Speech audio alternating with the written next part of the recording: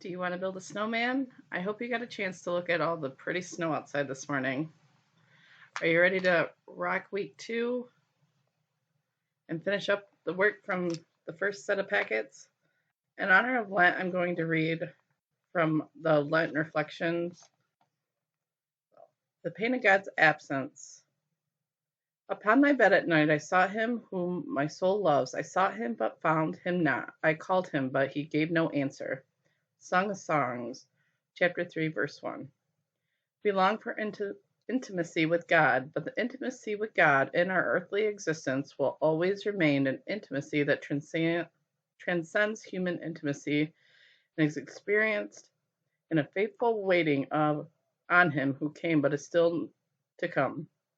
Although at exceptional moments we may be overwhelmed by a deep sense of God's presence in the center of our lives, more often than not, we are left with the painful sense of emptiness and can only experience God as the absent God.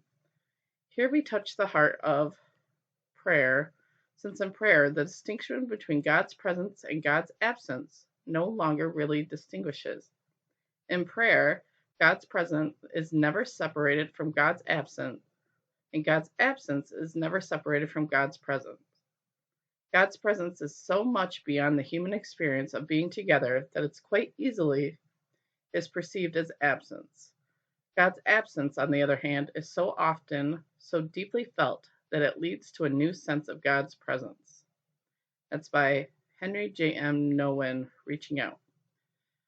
So the question is, has God's presence or absence been more obvious in my prayer? With what results?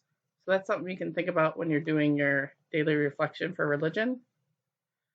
I am checking in with all your parents today to see how the other work's going. I've heard back from some of them, so if they haven't, stay tuned. I will talk tomorrow. Bye.